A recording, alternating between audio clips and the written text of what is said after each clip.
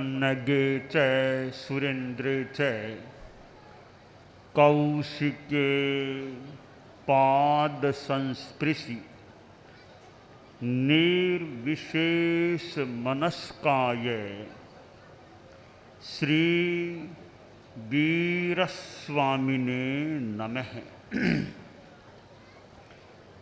आरहत वाङ्मय में कहा गया है,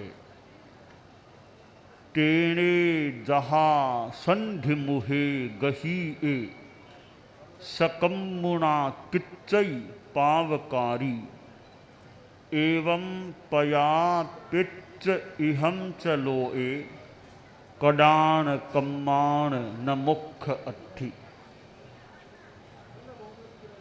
कर्मवाद का सिद्धांत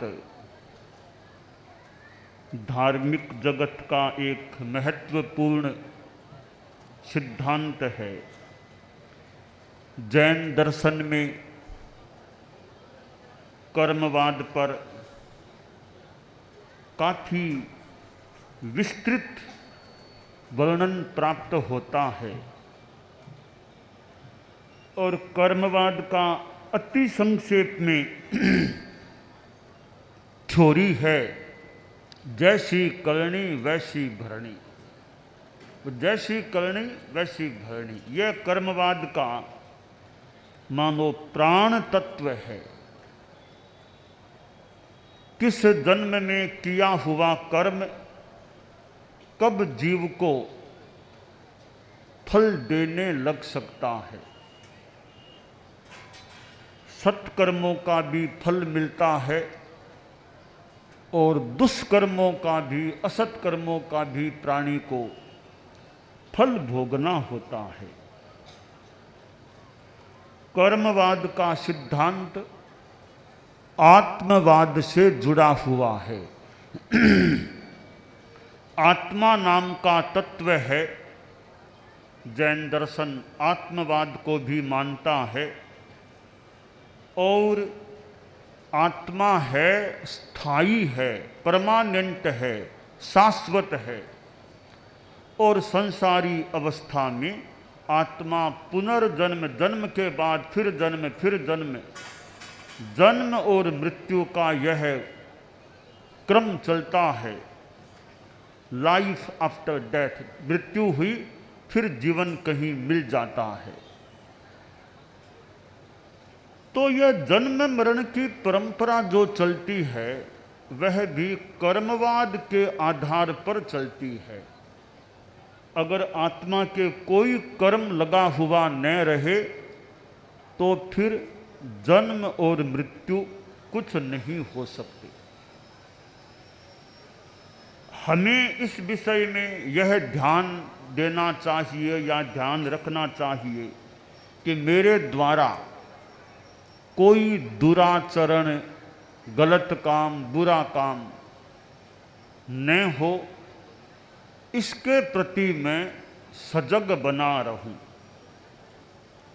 और जितना सत्कर्म हो सके, संबर निर्जरा का आचरण हो सके, ज्ञान दर्शन चारित्र की आराधना हो सके, जितना शुभ योगों में रह सकूं, शुभ अध्यवसायों में रह सकूं, वह मैं प्रयास रखूं। जो व्यक्ति दूसरों का असत करता है वह मानो अपना असत तैयार कर लेता है या अपना असत कर लेता है। एक राजा था, बड़ा यूं अच्छा प्रतापी राजा था। राजा था तो बहुत ठाट बाट भी रहता, बड़े बड़े लोगों का भी मिलने के लिए आना होता रहता, कईयों को राजा बड़ा मान सम्मान भी देता। राजधानी में एक पुरोहित था, बहुत विद्वान शास्त्रज्ञ था। उसको राजा ने अपने गुरु के रूप में सम्मान देना शुरू कर दिया और पुरोहित जी भी यदा कदा आते रहते, संस्कृत में जो पुराने श्लोक सुनाता, शास्त्रों की बातें सुनाता। राजा भी जितना टाइम पास में होता, 10 मिनट 15 मिनट वो शास्त्रों की संस्कृत भाषा के श्लोकों को राजा बड़ी रुचि से सुनता। और पुरोहित जी आते तो राजा बड़ा आदर देता उनको। पुरोहित जी को भी बड़ा संतोष था कि महाराज मुझे बड़ा इज्जत सम्मान देते हैं। उधर एक कोई युवा अवस्था का ब्राह्मण था। ये पुरोहित जी तो प्रौढ़ थे, 60-65 की उम्र के लिए। वो युवा ब्राह्मण था, 30-35 वर्ष का। वो भी संस्कृत पढ़ चुका था, थोड़ा शास्त्रों का अध्ययन भी कर लिया था। तो उसने देखा भी मैं भी कभी जाऊं, मैं भी राजा जी को संस्कृत के श्लोक सुनाऊं, राजा की कृपा होगी तो मुझे भी टाइम दे देंगे। तो वो भी कभी कभी आता, और वो आता तो साथ में जब भी आता प्रायः बोला करता, धर्मे जय पापे क्षय, भले का भला बुरे का बुरा। धर्मे जय पापे क्षय, भले का भला बुरे का बुरा। यह भी एक सूक्त सा बोला करता। फिर राजा को कभी संस्कृत के श्लोक सुनाता। तो राजा ने सोचा यह भी अभी है तो युवक है, पर संस्कृत का अध्ययन तो ठीक ही लगता है, तो कभी कभी इसकी भी सुन लूँ, क्या सुनाता है, क्या संस्कृत में बोलता है। तो पुरोहित जी जितना तो टाइम नहीं देता, फिर भी वो आता तो राजा 2 मिनट 3 मिनट थोड़ी उसकी बात भी सुन लेता। अब पुरोहित जी ने सोचा कि अब कहीं यह युवक भी आने लग गया है, कहीं यह न हो जाए, ऐसा न हो जाए राजा जी मुझे तो छुट्टी कर दे रहे, इसको अपना गुरु बना ले, ऐसा कहीं न हो जाए। तो अब इसके प्रति राजा के मन में ज़्यादा प्रेम कृपा भाव नहीं रहे, ऐसा कुछ मैं उपाय करूं।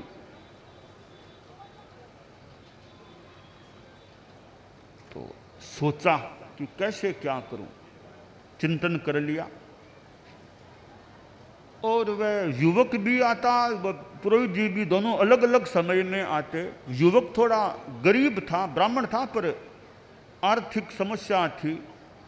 तो कई बार राजा से यह भी कहता कि अन्नदाता कृपा रखना, थोड़ा सामान्य स्थिति का आदमी हूँ, परिवार है, घर है, थोड़ी कृपा रखना, कृपा रखना। क्यों कई बार वह धीरे धीरे बोल देता कि सामान्य आदमी हूँ, कृपा रखना, आर्थिक तंगी भी है।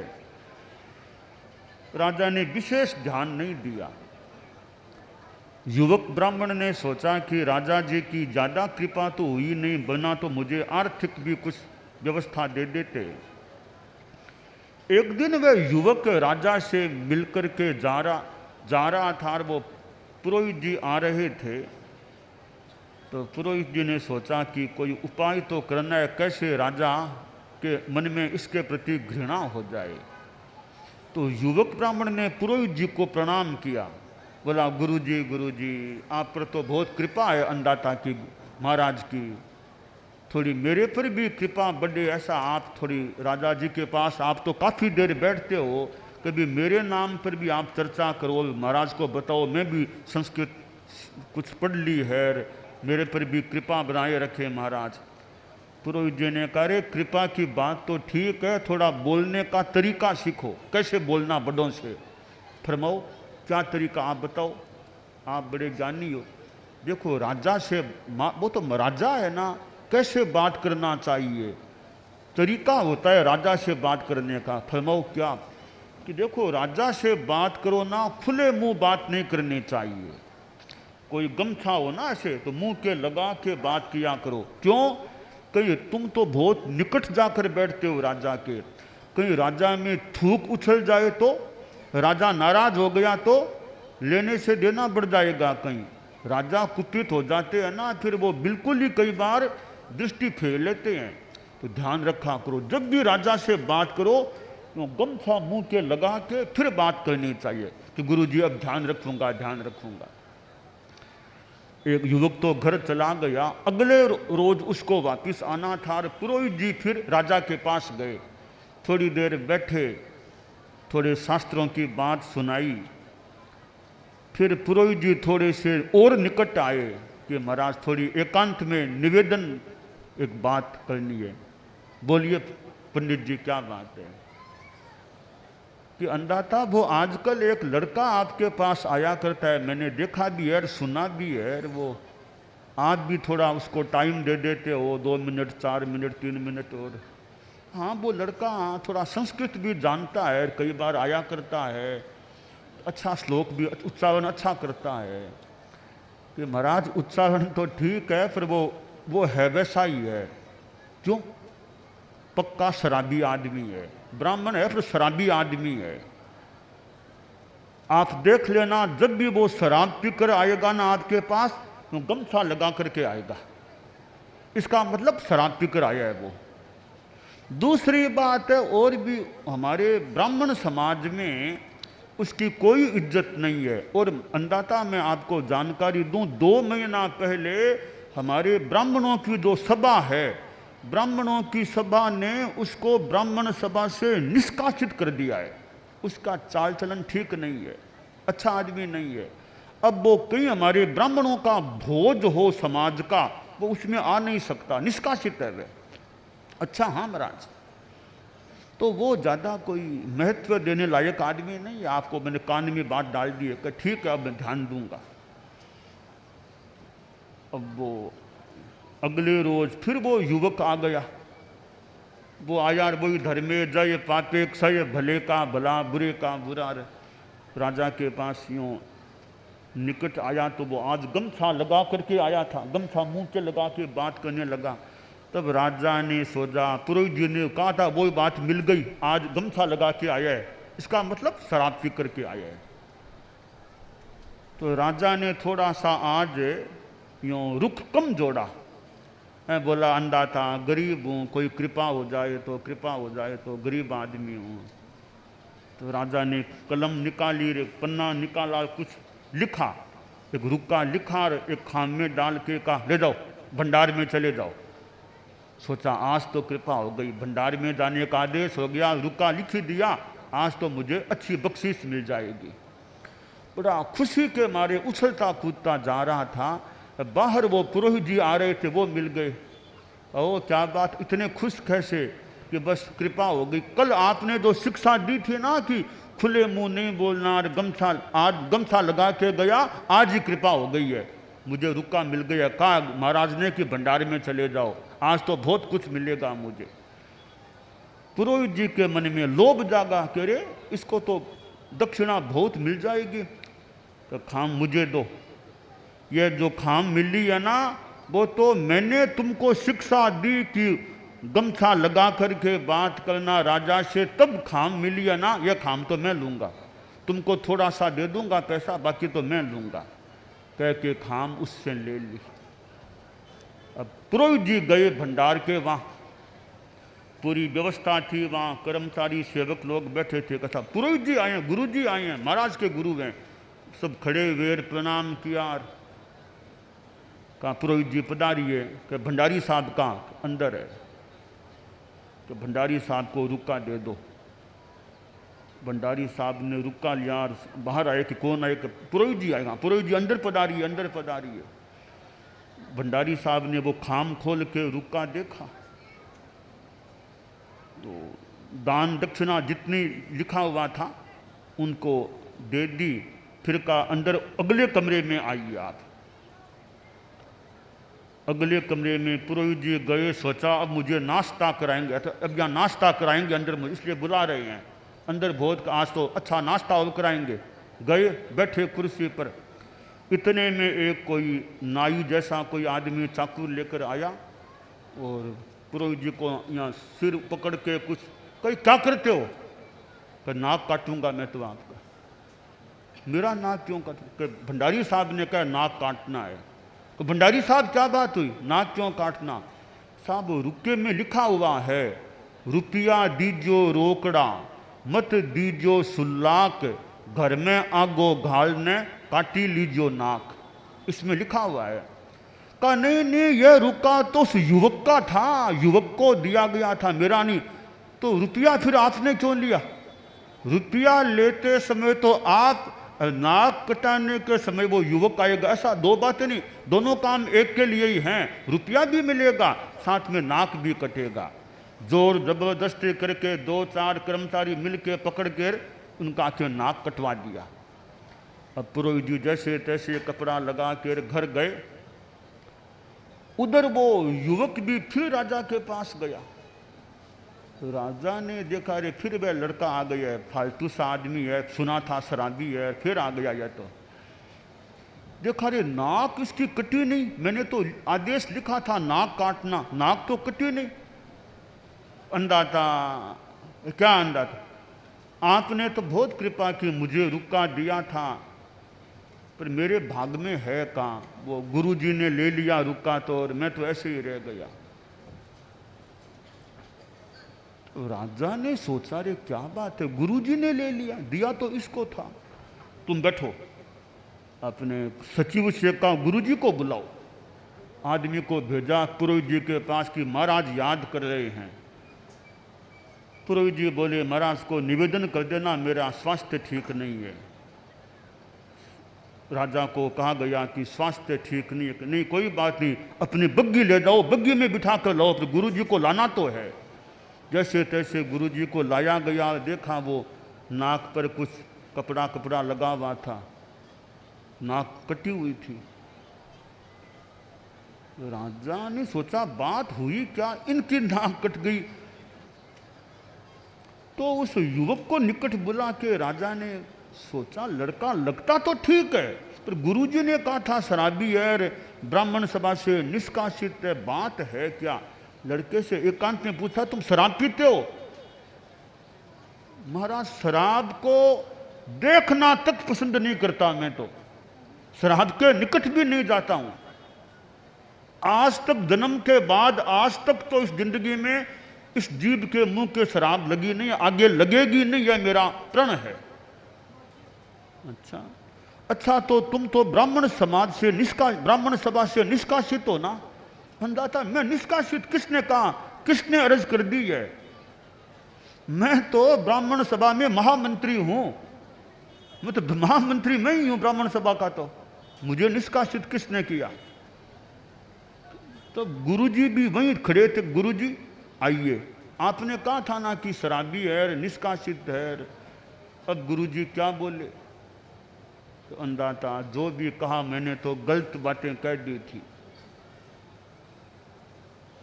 तो वो युवक बोला, अंदाता, मैंने कई बार कहा था ना, धर्मे जय पापे क्षय, भले का भलार बुरे का बुरा। कि धर्म में जय होती है, पाप से आदमी के पुण्यों का यानी अनुकूलताओं का क्षय हो सकता है।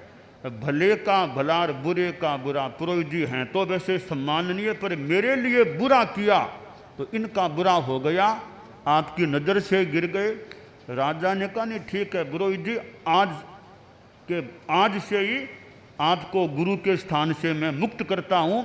अब मेरा गुरु तो क्या कहूँ, पर मेरा ये शास्त्र सुनाने वाला यह युवक, इसको नियुक्त करता हूँ।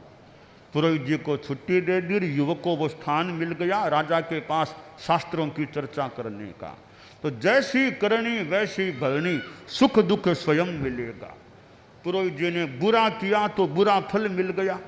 इसलिए हमें जीवन में दूसरे का बुरा करने का प्रयत्न तो दूर, चिंतन भी नहीं करना चाहिए कि किसी का बुरा हो जाए, बुरा कर दें। तो जैन दर्शन में यह कर्मवाद का सिद्धांत है। तो हम बुरे कर्मों से, हिंसा, झूठ, चोरी आदि आदि पापों से बचने का प्रयास करें और धर्म के मार्ग पर चलते रहें, चलने का प्रयास करें, तो हमारी आत्मा निर्मल रह सकती है और चेतना शुद्धता की स्थिति में रह सकती है। आज हम कालू आए हैं, गांव का नाम कालू है, हमारे परम पूज्य 8वें गुरुदेव का नाम भी कालू है। हम कालूगणी के ही परम शिष्य मान लो, कुछ भी कह दें हैं। तो कालू नाम, और मैंने तो कालूगणी की माला भी जपी थी दीक्षा लेने का निर्णय करने से पहले। तो कालूगणी का जन्म स्थान तो छापर है, छापर हमें चतुर्मास करना है यथासंभवतया।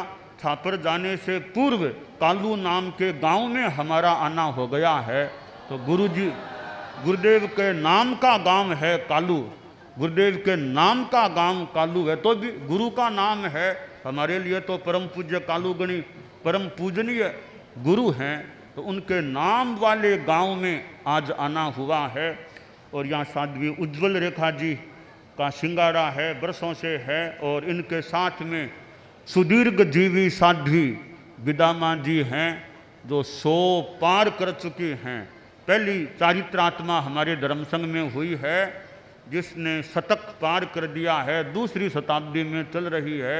और कोई भी चारित्रात्मा हमारे धर्म संघ में अतीत में वर्तमान में कभी भी हुई नहीं, एक ही साध्वी जी हुई हैं। तो अच्छी बात है, इतना दीर्घ आयुष्य प्राप्त हुआ है। खास बात है, दीर्घ संयम काल भी प्राप्त हुआ है। ठेठ माँ सती जमकू जी, सतियों में माँ सती जमकू जी, माँ सती लाडा जी, फिर साध्वी प्रमुखा कनक प्रभा जी, अब हमारे साध्वी प्रमुखा विश्रुत विभा जी। 4 साध्वी प्रमुखाओं के काल में इन्होंने मतलब उनके दर्शन या उनके काल में रही है। और हमारे आचार्यों में गुरुदेव तुलसी के समय से और संभवतः कालूगणी के भी दर्शन किए हुए हैं, उनके कालूगणी के दर्शन किए हुए हैं, ऐसा ज्ञात जहाँ तक है। तो गुरुदेव कालूगणी, तुलसी गणी, 4 आचार्यों और 4 कान कुमारी जी को भी कभी देखा हो तो देखा हो सकता है, वे 5 को भी देखा हुआ हो सकता है साध्वी प्रमुखाओं को। तो खैर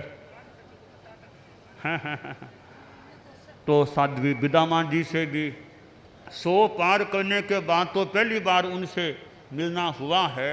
तो पहली बार हमने 100 पार साध्वी जी को देखा है, मिलना हुआ है। तो साध्वी विदामा जी भी खूब, जैसे मेवा में विदाम का नाम होता है, विदाम विदाम का नाम है। हमारे साध्वियों में उम्र के हिसाब से और संयम पर्याय के हिसाब से भी मानो विदाम की तरह एक तरह से महत्वपूर्ण है हमारे साध्वी विदामा जी भी। तो आज उनसे मिलना हो गया। और मैं यहाँ तो बाद में आया, पहले मैं उनके पास गया उनसे मिलने के लिए, एक दर्शन जो भी दर्शन देने के लिए।